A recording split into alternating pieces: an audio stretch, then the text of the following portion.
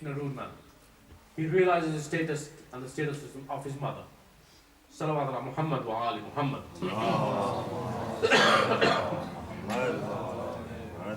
So Hur says to Imam that, he's been asked by Ibn Ziyad to not allow him to go to Kufa, but to take him to Yazid. So Imam asks his companions and his family members to go along with Hur. And they're diverted towards a certain area. When the horses reach a certain area, Imam Hussein's horse stops, doesn't move at all.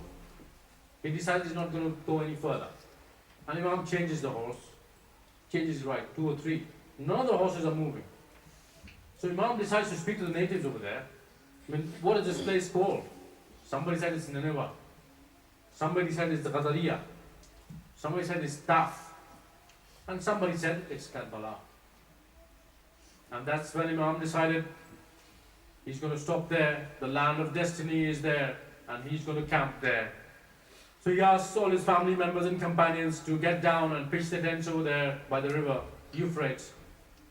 And as soon as he sets down, he receives summons from his sister, the lady Zainab Salamullah alayh. And he goes to see his sister. And when he goes there, he sees his sister in a lot of distress. He said, "Oh brother, have you decided to stop here now? Because I have a very strong foreboding of this place.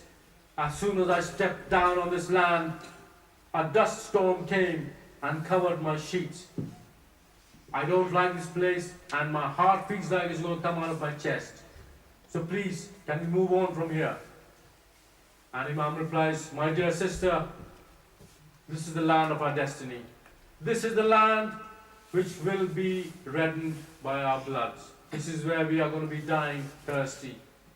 And this is where we need to stop. This is our land of destiny." Now Hur and his army created such a difficult situation for Imam Hussain alayhi salam and his family members and the ladies. And he decided that he received further bits of information from Ibn Ziyad and said to Imam Hussain, "Imam, you cannot pitch your tents here by the river. Ibn Ziyad has told us that you have to take your tents away from the river." Now Abbas had just finished pitching the tents, and it was hard for him to remove all the tents again and go away somewhere further from the river to pitch the tents again.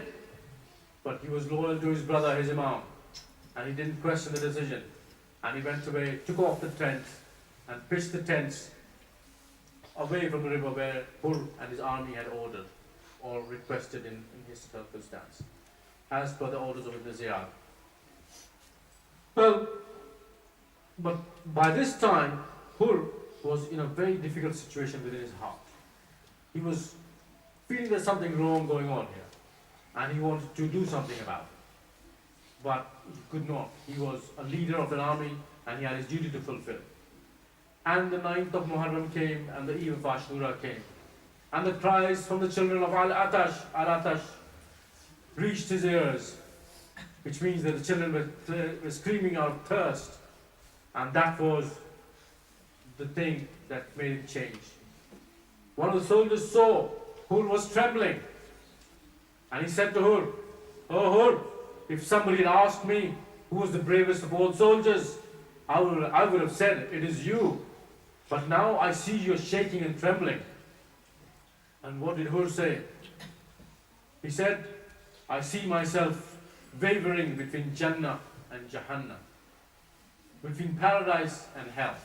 I see myself wavering between hell and paradise." And he makes a decision. And he calls his brother and he calls his son. And he says, "I've decided I'm going to abandon this army and I'm going to do the right thing. I'm going to make the right choice and go to Imam Hussain." But he's very ashamed. Why is he ashamed? Because he was the one who brought this situation upon Imam Hussain and his caravan. He was the one who made them divert from Kufa towards Karbala. And he was the one who made them pitch their tents away from the river. And the river, the waters had dried up in the water skins. And there was no access to water given for 3 whole days, from the 7th of Muharram till the 10th of Muharram. Now we know that the children are thirsty for 3 days, but we do not know how long the adults were thirsty for. Maybe for much longer, I would imagine. But Hur decides that he has to go and seek forgiveness from Imam Hussain alayhi salam. So what does he do? He waits through the night of Ashura, the eve of Ashura. And as the morning sun rises, he asks his son and his brother to tie his hands behind his back and take him to Imam Hussain alayhi salam, so that he could seek forgiveness. He goes with his hands tied behind his back and he falls to the ground in front of Imam Hussain, onto his feet. And he says, "O Imam Hussain, I am your sinner. Is there any chance for forgiveness for me as well at this juncture?" And Imam Hussain picks him up and unties him and says, "O Hur, your mother named you very appropriately." The meaning of Hur, the word Hur, is free. And Imam says, "O Hur, your mother named you very appropriately. You are free in this world and you're free in the hereafter as well. Of course you're welcome in my camp. Of course you have forgiveness." And when Hur asked for permission to go to battle, Imam Hussain gave him permission to go to battle when the army was fighting. And him and his son went to fight. And his son was the first to die. Imam Hussain did not let Hur bring the body of his son. He said, "No father should have the agony of bringing his young son's body." But alas, when Imam Hussein's children were dying, there was nobody to help him. He kept bringing the bodies of his sons and his nephews back to the camp. And when Hur's son died, Imam Hussain brought the body of Hur's son and gave him a burial. When Hur died, he screamed for Imam Hussain. Imam Hussain rushed to him and he took him in his lap. Hur's forehead was bleeding from the wounds. And Imam Hussain took his head in his lap. And he took out a handkerchief from Lady Fatima Salamullah alayha and tied it around Hur's head. "O Hur, I say to you, what status you achieved by this repentance, where your head is in the lap of Imam Hussain alayhi salam, and you are tied the handkerchief of the Lady of Jannah Salamullah alayha. Allah ta'ala khawm zalimin sayalamu allazina ayya anqalibun munqalibun inna lillahi wa inna alayhi rajiun." Oh Allah, we request you to accept our offering in this evening and increase the love of Ahlul Bayt in our hearts so that we practice it and we live our lives based on those teachings, not just hear it and forget it.